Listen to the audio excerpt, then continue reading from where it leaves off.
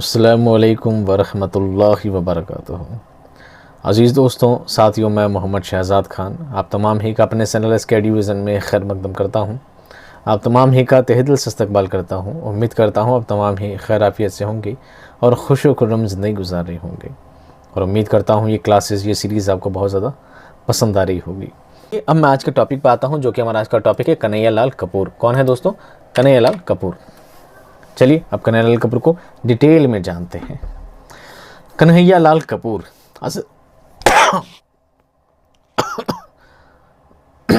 असल नाम क्या है? कन्हैया लाल कपूर। वालिद का नाम है लाला वालिद का नाम है लाला हरीराम कपूर। पेशे के एतबार से क्या थे? पटवारी थे। कौन थे? पटवारी। कन्हैया लाल कपूर नहीं, इनके वालिद। आप तो अंग्रेजी के प्रोफेसर रहे हैं। पैदाइश आपकी हुई है 1910 लाहौर में, जो कि NCERT के अकॉर्डिंग यही सही मानी गई है। वैसे आपकी पैदाइश को लेकर अगर आप कोई कंटेंट ढूंढेंगे, सर्च करेंगे, तो मैंने ऑथेंटिक बुक्स में इनकी पैदाइश को देखा है लाइलपुर, और ये मौजूदा फैसलाबाद पंजाब में। पंजाब भी दो हैं, पंजाब भी दो, हिंदुस्तान में भी पाकिस्तान में भी। तो मौजूदा फैसलाबाद जहाँ पर है, वहाँ पर लाइलपुर में आपकी पैदाइश हुई है। ये मैंने ब्रैकेट में इसलिए लगाया है क्योंकि ऑथेंटिक बुक्स में यही दिया गया है। लेकिन चूंकि आपका पेपर जो है NCERT बेस्ड है, तो आपको NCERT के अकॉर्डिंग लाहौर ही माननी है। असल तो नीचे वाली है, लेकिन आपको पेपर में अगर सवाल आए तो आपको लाहौर ही माननी है, भले पेपर में लिखा आए तो भी। पेपर में अगर लाइलपुर लिखा हुआ है तो भी आपको लाहौर ही माननी। क्यों? क्योंकि NCERT ने लाहौर मानी है। क्लास 10th की जो किताब है उसमें लाहौर ही मानी गई है। और कब पैदाइश हुई? 1910 में। अब बात करते हैं तालीम के बारे में। किस में बात करते हैं? तालीम के बारे में। कन्हैया लाल कपूर इंतहाई ज़हीन और तब्बा इंसान थे। तब्बा किसे कहते हैं? प्रतिभावान। किसे कहते हैं? प्रतिभावान या बुद्धिमान इंसान, बहुत इंटेलिजेंट इंसान थे। तब्बा वर्ड क्या है? तब्बा। बजला संजी और लतीफ़ा गोई में उन्हें महारत हासिल थी। लतीफ़ा गोई कहते हैं चुटकुलेबाजी को, चुटकुले लिखना, और बजला संजी कहते हैं हंसी मजाक को। हंसी मजाक को, व्यंग में, हास्य व्यंग्य में आपको बहुत ज़्यादा महारत हासिल थी। हर बात में मजाक पैदा कर देना ये उनकी खसूसियत रही है। और ये बात आप कॉमन सेंस मानेंगे बात को। हंसी मजाक करने वाले लोगों का सेंस ऑफ ह्यूमर बहुत तेज होता है। वो बात को बहुत गहराई तक जानते हैं, परखते हैं, तभी इस बात का मजाक बना सकते हैं। इब्तदाई तालीम, प्रारंभिक शिक्षा अपने गांव के प्राइमरी स्कूल से हासिल की। फिर गवर्नमेंट हाई स्कूल से सेकेंडरी की तालीम हासिल की। 1928 में पंजाब यूनिवर्सिटी से मैट्रिक के इम्तिहान न सिर्फ फर्स्ट डिवीज़न से पास किए, बल्कि पूरे सूबे में दूसरी पोजीशन हासिल की। पूरे सूबे में, पूरे राज्य में। आपने 1932 में AV कॉलेज से BA और 1934 में गवर्नमेंट कॉलेज लाहौर से अंग्रेज़ी में MA की डिग्री हासिल की। मुलाजमत, इनकी नौकरी के बारे में बात करते हैं। आपने MA की डिग्री हासिल करने के बाद 1 साल तक कंपोजिशन टीचर की हैसियत से नौकरी की।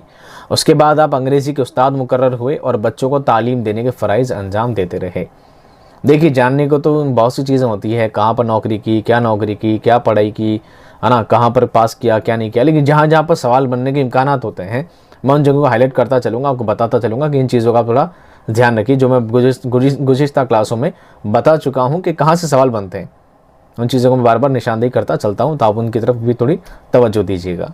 इसके बाद मोगा, कहाँ पर है? पंजाब में गवर्नमेंट कॉलेज में वाइस प्रिंसिपल, और फिर बतौर प्रिंसिपल आप 1975 तक उन ओहदे पर फाइज रहे।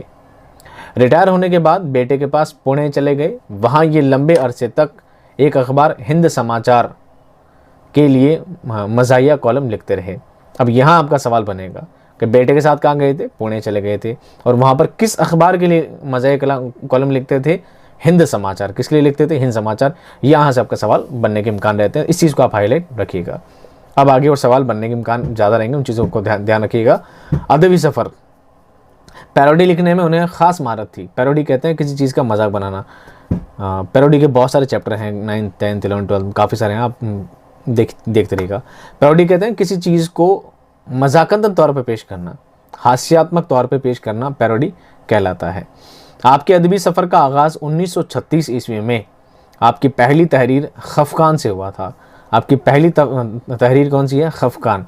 यहाँ से आपका दूसरा सवाल बनता है, कन्हैया लाल कपूर की पहली तहरीर क्या थी? पहली तसनीफ़ क्या थी? पहली लिखावट क्या थी? खफकान। क्या थी? खफकान। कब लिखी गई थी? 1936 में।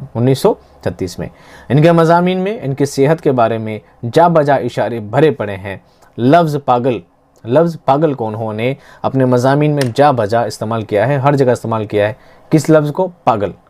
पागल बार बार आपने इस्तेमाल किया अपने मजमून में। मज़ाहनिगार मुजतबा हुसैन, इसको मज़ाहनिगार भी पढ़ते हैं, मीज़ानिगार भी पढ़ते हैं। आप दोनों वर्ड में कंफ्यूज मत होइएगा, सर ने मज़ा पढ़ा है, फलां टीचर ने मीज़ा पढ़ाया था। ये मिज़ा भी पढ़ सकते हैं, मज़ा भी पढ़ सकते हैं। आप इसको मिज़ा पढ़ें तो ज़्यादा बेटर है। मिज़ाहनिगार, मैं मज़ाहनिगार पढ़ता हूँ ज़्यादातर। मिज़ाहनिगार मुजतबा हुसैन से आपकी ख़तो किताबत रही है।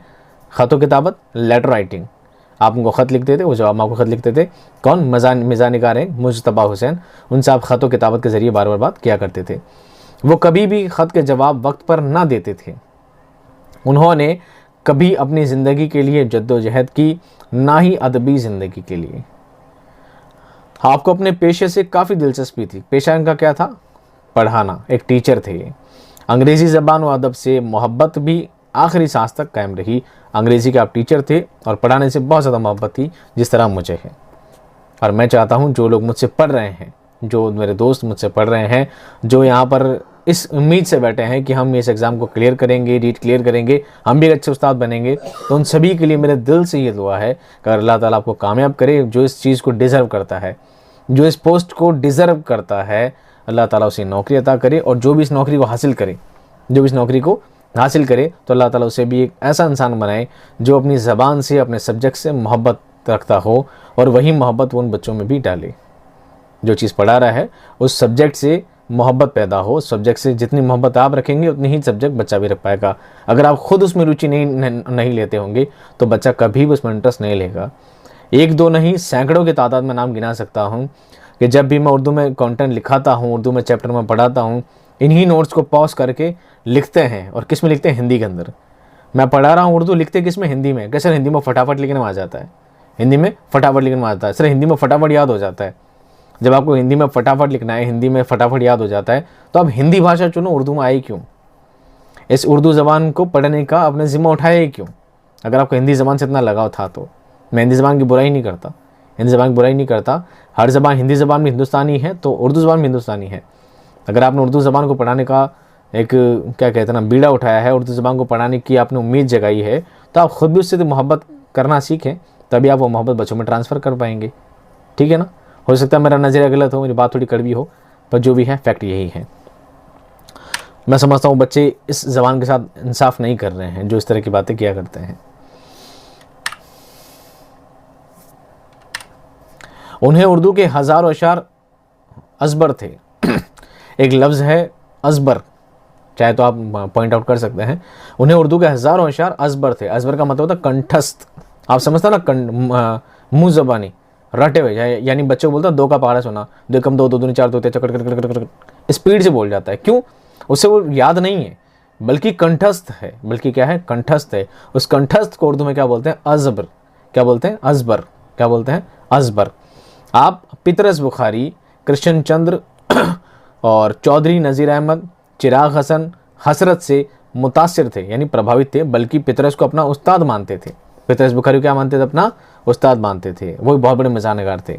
अदबी काविशों के सिलसिले में वो कहते हैं कि उनकी रहनुमाई सिवाय एक शख्स के और किसी ने ना की, और वो एक शख्स कन्हैयालाल कपूर हैं। वो कहते हैं जब मैंने लिखना शुरू किया, जब मैंने लिखावर का काम शुरू किया, तो अगर मेरी रहनुमाई किसी ने की है तो सिर्फ एक इंसान, वो इंसान कौन है? कन्हैयालाल कपूर।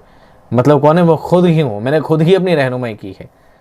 यानी इस जगह भी उस बात को तंज़ियाना इस्तेमाल करते हैं कि मैंने खुद अपनी रहनुमाई की है, खुद ने एक रास्ता पकड़ा है और उस रास्ते में मैं बहुत आगे गया हूँ। बात करते हैं मिज़ाहनिगारी के बारे में। कन्हैयालाल कपूर बुनियादी तौर पर मिज़ाहनिगार हैं। हास्यात्मक और व्यंग्यात्मक जो चीज़ें लिखते हैं उसे मिज़ाहनिगार कहते हैं। आपकी तहरीरों में समाज की नाहमवारियों पर शदीद तंज मिलता है। नाहमवारी, असमानताएं, सामाजिक असमानताओं को लेकर आपने बहुत शदीद तंज किया है, ताना किया है, ताकि लोगों का उस पर ध्यान जाए।